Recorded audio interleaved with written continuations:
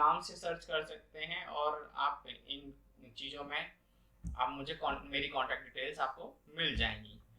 तो दोस्तों स्टूडेंट्स की मोर डिमांड पे हम लोग अभी मैं इस बुक को, जो कि एडुकार्ड सीबीएसई क्लास 10th की बुक है, सोशल साइंस की क्वेश्चन बैंक, इसके बारे में मैं बताना चाह रहा हूँ। तो पहले मैं इसके जो रिड्यूस सिलेबस है उसके बारे में आपको बताता हूँ कि क्या क्या चीज़ें रिड्यूस हुई हैं। देखिए जैसे कि यहाँ पे ये डिवाइडेड है सब्जेक्ट वाइज। हिस्ट्री 20 मार्क्स का रहेगा और ज्योग्राफी आपका 20 मार्क्स का रहेगा, पॉलिटिकल साइंस भी 20 का रहता है और इकोनॉमिक्स भी 20 का, तो टोटल मार्क्स 80 होते हैं। अब इसमें हिस्ट्री में कौन कौन से टॉपिक और क्या चीजें निकाली गई हैं वो हम देखते हैं। तो हिस्ट्री में जो आपका चैप्टर 1 है, chapter 1 the rise of nationalism in Europe, ये एज इट इज है, थ्योरी है।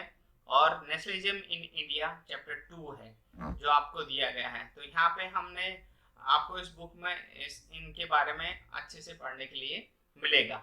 और जो चैप्टर 3 है आपका, ये चैप्टर 3 और चैप्टर 4, चैप्टर 5 ये आपके नहीं होंगे। Chapter 3 the making of global world, और chapter 4 the age of industrialism, और chapter 5 print culture and modern world, ये रिड्यूस किए गए हैं 2020 एग्जाम 2021 के एग्जाम के लिए।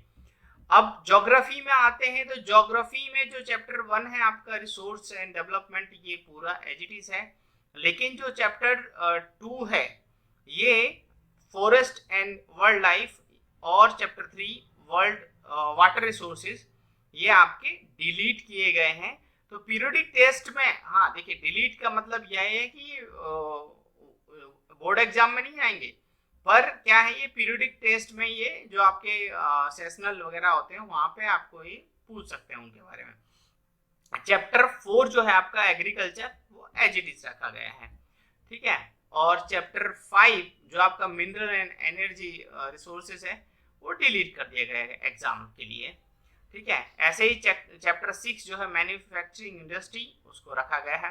Chapter 7 lifeline end of national economy, उसको भी रखा गया है, एज इट इज रखा गया है उसको पूरी तरह से। इसी तरह से हम पॉलिटिकल साइंस में आते हैं। जो यूनिट आपका 3rd स्टार्ट होता है, उसमें जो चैप्टर 1 है पावर शेयरिंग, उसको रखा गया है। फेडरलिज्म, उसको रखा गया है। और डेमोक्रेसी एंड डाइवर्सिटी, इसको हटा दिया गया है। जेंडर रिलीजन एंड कास्ट, इसको हटा दिया गया है। पॉपुलर स्ट्रगल एंड मूवमेंट, इसको हटा दिया गया है। ये जो रेड हैं, ये समझ लीजिए आप, ये जो 2021 में आप लोग, जो बच्चे अभी 10th में हैं, वो जो एग्जाम देंगे बोर्ड का एग्जाम, उनके लिए इनको हटा दिया गया है। और पॉलिटिकल पार्टीज, इसको रखा गया है चैप्टर 6 को। चैप्टर 7 आउटकम्स ऑफ डेमोक्रेसी, इसको भी रखा गया है। ऐसे ही हम इकोनॉमिक्स की बात करेंगे। तो इकोनॉमिक्स में, हाँ, चैप्टर 8 को हटा दिया गया है यहाँ पे, चैलेंजेस टू डेमोक्रेसी, राइट, जो कि आपका पॉलिटिकल साइंस में है, आता है। चैप्टर 4 की बात करेंगे हम इकोनॉमिक्स के, तो उसमें जो चैप्टर 1 है डेवलपमेंट, उसको रखा गया है। चैप्टर 2 जो sector of the Indian economy है, उसको रखा गया है। चैप्टर 3 जो मनी एंड क्रेडिट है, उसको भी रखा गया है। Chapter 4 globalisation and the Indian economy, इसको रखा गया है। पर चैप्टर 5 जो है कंज्यूमर राइट्स, इसको हटा दिया गया है, राइट। तो ये चीजें आपका सिलेबस इस तरह से डिफाइन किया गया है, ताकि आप लोग ये जो पैंडेमिक टाइम है, इसको, इन सब चीज़ों को देखते हुए आप अच्छे से स्कोर कर सकें बोर्ड एग्जाम में और अच्छा परफॉर्म कर सकें। सो हमारे साथ में बने रहिए। मैं आपको एक एक चैप्टर्स पे लेके जाऊंगा किस तरह से ये चैप्टर इन्होंने बनाए हैं इस बुक में।